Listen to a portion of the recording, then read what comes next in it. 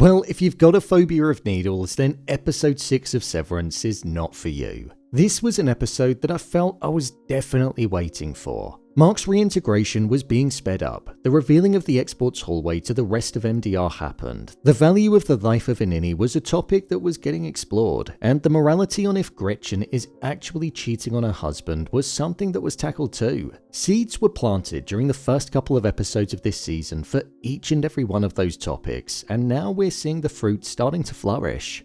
With an ending that showed us that Burt might not truly be who he says he is, and Mark entering a state of the unknown. Let's jump right into this episode and break down all things Severance Season 2 Episode 6.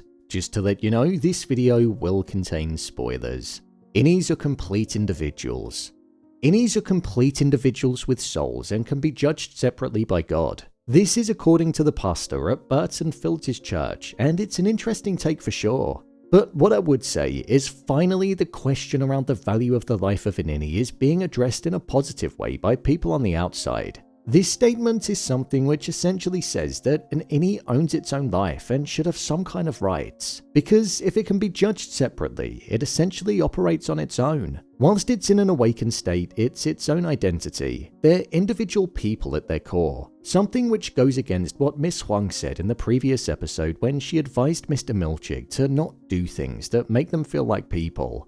This was a subject matter that was also addressed through Helly in this episode too, and the fact that she found out that Helena slept with Mark whilst pretending to be her. There was this beautiful shot in the episode which was static behind Helly where Mark went out of focus and her head was the main focal point the moment that she was told that Mark was intimate with her outie. Almost implying that she felt dirty, used, and worthless. Almost as if she didn't hold any value and could be used in any way that Helena wanted without Helly's control. It hurt Helly because to her, that was her body and she cared about Mark. This was also further supported when Mark said to her, "I thought it was you," and she responded by saying, "But it wasn't me." This hurt a lot for her because she probably wouldn't associate herself with the son of Jane Egan in the slightest based on what she saw, so it made her question her own identity and the value that it had. And if she was just this thing that didn't have any rights at all, considering that Mark, the person that she's closest to, couldn't distinguish the difference between her outie and herself. We saw Helly take off her shoes and sit on the ground whilst hysterically laughing and being upset at what happened. Whilst this was done just to enable her to move around easier and to show the pain that she was in, I feel she also did it to have that skin-on-skin contact with the ground and to actually feel something and make her realize that she was present and alive. Even taking control of the situation and the emotions that she was feeling by choosing to be intimate with Mark because she wanted to, and also having her memories flashing in her mind about when they kissed in the elevator. It made her realize that she experienced her own feelings and that they were individual to her, not her outie. So that was why she wanted to be intimate with Mark in the form of herself so that Mark could override that memory of his that he had, thinking that it was her, and it actually being with her. She got to express her actual feelings and emotions and be with him the way that she wanted to be, taking back control of who she was and making decisions for herself. It was an empowering move from her, and it was her way of expressing and highlighting that she had her own identity. We've seen that Innies have their own emotions and feelings and are completely disconnected from what their outies experience, unless, like Mark, you get reintegrated. So I thought the owning of yourself as an Innie and the value of your own life was a topic that I was happy to see being explored, as it's been at the core of this show for a while now. Innies can be disposed of easily, as we saw with Irving, and they can be taken over, as we saw with Helly, but they do deserve better than that because they are completely separate. The value of the life of an Innie is a complex that I love getting explored in the show, and it's definitely one of the most thought-provoking things. Mark's reintegration side effects and the flooding of the Severance chip. At the end of the previous episode, we saw that Mark's side effects of his reintegration were happening more often. His reality was glitching. He had this cough that he couldn't shake, and he saw Gemma as Miss Casey repeating blanket statements that people hear about their outies. This episode picked up directly after what he saw, and the outie version of Mark witnessing the severed floor and the fact that his wife didn't recognize him. In fact, the entire opening section, which was orchestrated so perfectly, saw those side effects being present for his Innie too. As the Innie's reality was glitching and he was seeing his outie surroundings all around him as static noise increased. Mark had been in this state of grief over Gemma's death, and he was leaning in on the bargaining stage, which is typically where somebody's thinking about the things that they could have done differently with the time that they had, and if they could have their time again with the person that they lost. But it suddenly hit him that his wife was out there inside of Lumen, and he was gonna get his time again if his plan worked. Hubby wanted to speed up the process of the reintegration so that both parts of the mind would sync up and he'd be able to access all of his Innie's memories. But it came with risk, as the Severance chip would have to be flooded directly at the source, meaning that Mark's brain would be accessed from the hole in his head that was previously there when the chip was implanted. What I thought was so interesting about Mark making the decision to go full throttle with it, despite there being risks, was when we saw that lone chip inside of Mark's brain. It was just baffling to me that that was where the Innie version of Mark splits off, and a whole other person was essentially born out of that as soon as Mark entered the severed floor. It just took me back for a brief moment because it showed just how small it was. Throughout this episode, we saw Mark still having that cough, his reality glitching even more with the hallucinations, and we even saw his nose bleeding.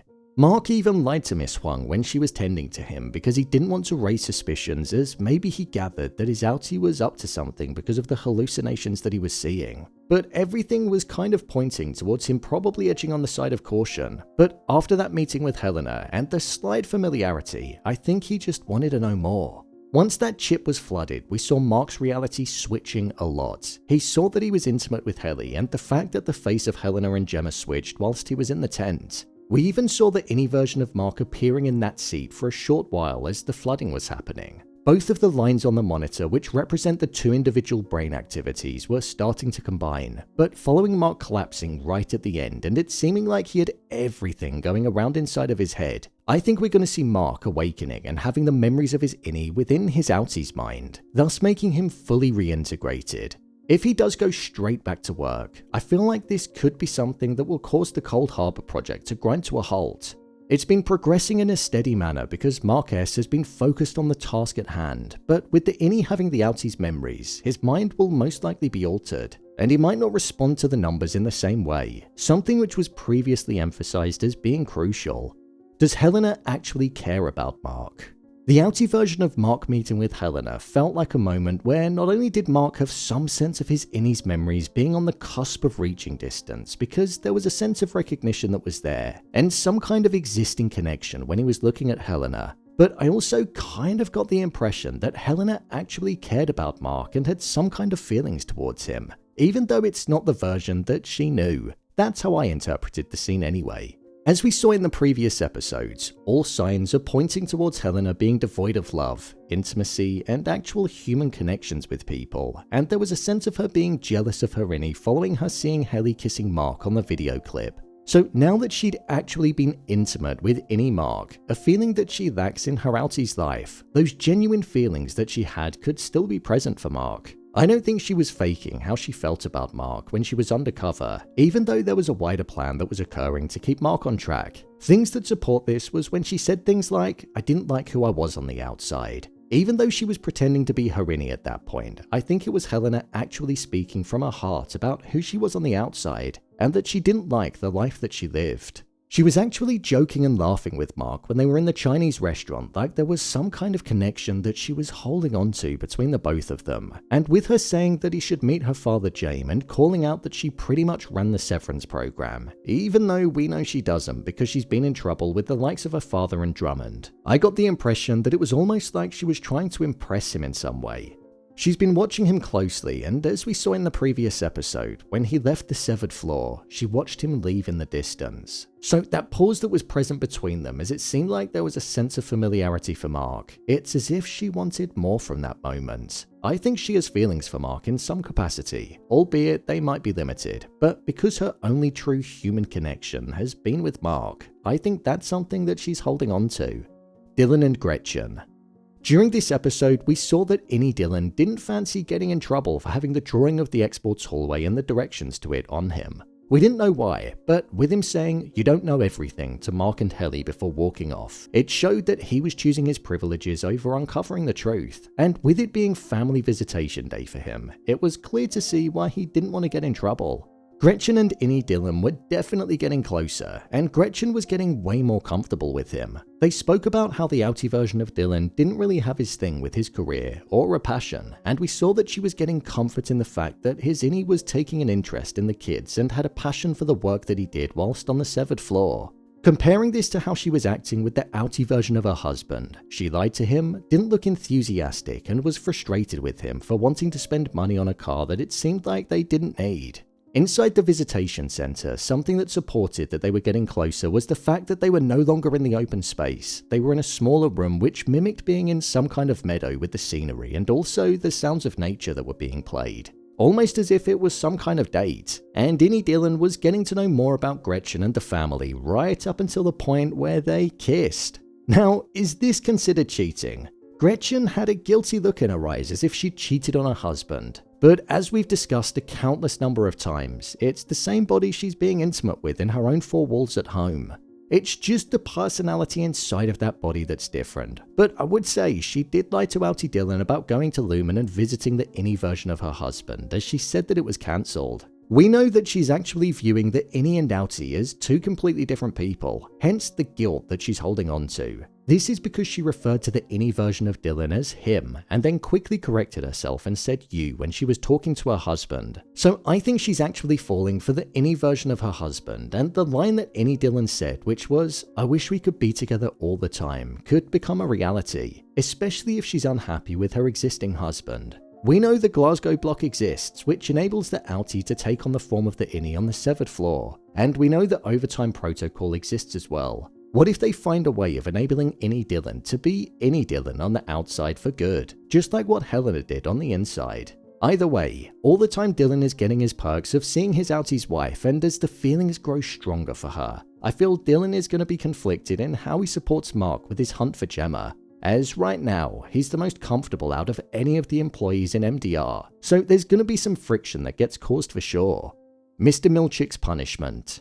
Mr. Milchick's performance review was something that was hanging over him like a dark cloud. With the way that we've seen Mr. Milchick acting throughout the entirety of the show, he's a man that takes pride in the work that he does, and he's always been striving for that promotion. Something that arose by chance through Harmony Cabell acting in ways that Lumen didn't agree with. So he seized the opportunity and thought that he'd lead the floor in a completely different way to the way that she did. He wanted to run the floor with kindness being at the core of it, rewarding the employees and giving them benefits if they did well with their work and were also well behaved. However, what happened during the Ortbo showed that it wasn't necessarily the best way to run the floor. During his performance review, he said that he was going to tighten the leash on the employees and would no longer lead with that kindness. This was first seen when he stopped Mark in the elevator, but it was also seen in this episode too with the way that he was speaking with Miss Huang. There was a really nice touch with the way that this moment was displayed to us. When Miss Huang first walked into Milchick's office, the camera was looking over his left shoulder. This was almost implying that we were seeing the true Mr. Milchick at that point, the one which prefers the softer, more docile approach with his management style. But when he started speaking with Miss Huang and reminded her that he was her superior and that she'd only graduate from the fellowship if Milchick deemed her wintertide material, something which makes me question if this is some kind of work experience for her. The camera was over his right shoulder, really showing us that there were now two sides to the character. The true side to Milchick and the side which he was adopting in order to progress forward with his career and keep the likes of Mr. Drummond and the higher-ups at Lumen happy. We even saw Mr. Milchick practicing his use of paper clips, as that was something that was flagged on his performance review. Burning through jars worth and ample paper so that it would be ingrained within him to do it the correct way, right up until the point where his hands were shaking from the repeated movement. Plus, we also saw him simplify his use of big words, as that was something that was also flagged. He looked himself in the eye and shortened the phrase, "You must eradicate from yourself childish folly," which in the most basic of forms was grow up and grow, as we saw Mr. Milchick shorten it down to exactly that. This was a line that he used on Miss Huang earlier on in the episode, and I feel like this was probably a complaint that came from her, hence why it was the sentence that he used when he was practicing. Mr. Milchick was essentially becoming a version of himself that didn't come natural to him. He was no longer being kind, he couldn't speak the way that he wanted to, and he had to carry out tasks in a way that wasn't comfortable for him as well. So whilst he's making the effort to facilitate the performance review because he wants to do better, I think it could end up going in the opposite direction and cause him to crack. especially considering the likes of Helly didn't get in trouble for any of the commotion that was caused during the Ortbo.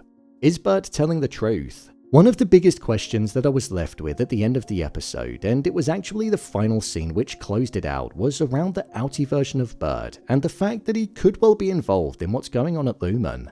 In the previous episode, we saw that Burt was following Irving, following him arriving at his house in the Season 1 finale, and when they finally met in the previous episode, Burt invited Irving round for dinner with himself and his husband Fields. During this dinner, we saw that Fields brought up in conversation that Burt had been working at Lumen for 20 years, and this was because of the nickname that they gave each other, the name Atilla.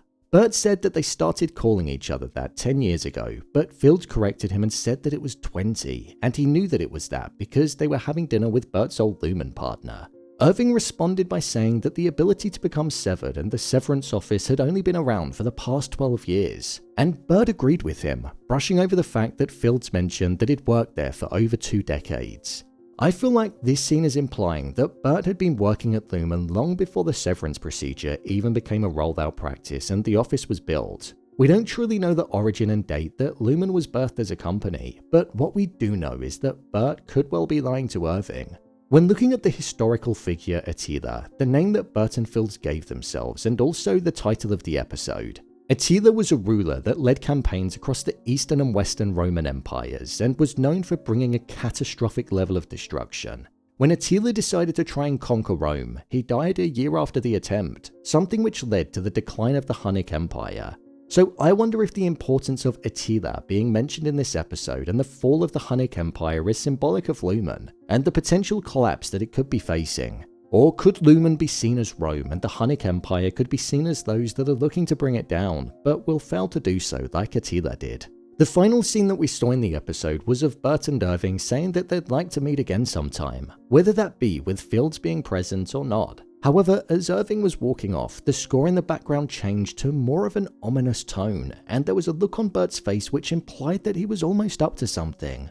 With Mr. Drummond looking at the documents that Irving had inside of his house and seeing that Irving was investigating people that had been severed, I feel Irving is going to be having an even closer eye kept on him. The contrast of Sunshine of Your Love being the song that played over the credits, which is a song about the feeling that you get when you're so deeply in love with somebody and you're with that person that you value, whilst it supported the overarching theme of intimacy within the episode, seeing as though Helly and Mark were intimate and Dylan and Grechen were too. The scheming look that was on Burt's face, I don't know, something just doesn't seem quite right. What's also interesting about this section is that it showed that Lumen could have keys to all of their employees' homes. At least, that's what I'm imagining that humongous keyring was, with all of those keys that Drummond had. My review of the episode. I thought this was such a good episode of the show. I know I say it every week, but genuinely, it just keeps on delivering, which I'm so pleased about. I feel this episode tackled themes which I was really looking forward to being explored within the show, such as Grechen and Dylan growing closer, and the question around if it should be considered cheating, and also if an Innie is actually their own person or if they're part of their outie. 2 questions that are simply so thought-provoking and spark a lot of discussion after the episode's concluded. Whilst the cast continue to deliver, for me, Mr. Milchick was simply great in this episode, even though he had a small feature, because we got to see him channeling a completely different side. But I also thought that Helly was performed really well too. We genuinely see 2 completely different characters with Helly and Helena, and it really shows the acting chops of Britt Lauer to see the characters being performed so differently, but it being the same person behind them. I'd say I also feel the same about Adam Scott with Mark. When he briefly appeared in the basement in the closing moments of the episode, you can tell that it was his Innie instantly, even with him saying barely anything that was that distinguishable. So it's testament to the performance that he gives.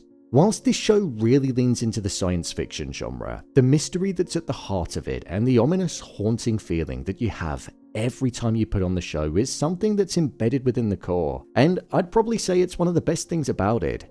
I just always feel so uncomfortable when watching the show, but it's a feeling that I know I'm going to get, and I deliberately tune in to experience that every single week. Every character has had their moment within the show so far, whether that be Irving, Milchick, Helly, or Mark. So I'm hoping we're going to see Dylan get a bit more of a focus in the coming episodes, because everything that's going on with him is a massive secret right now, and I feel it has the potential to change things dramatically. Plus, we all know that Zach Cherry has the chops to deliver something special too. With only 4 episodes to go until season 2 concludes, it genuinely does feel like this season is flying by. So I can't wait to see which direction it's going to go in over the coming weeks. There's so much to theorize about, and I'm hoping we're going to get some answers before the season concludes. Plus, I wouldn't mind seeing a little bit more of Harmony Cabell because I want to know more of her backstory. So, there you have it. Severance Season 2 Episode 6, Ending Explained. If you want to see every episode of Severance Season 2 being broken down, then click on the card in the top corner. There's a playlist there. And also, don't forget to hit subscribe so you don't miss future videos. Thanks for tuning into this week's breakdown of Severance, and I'll see you in the next one.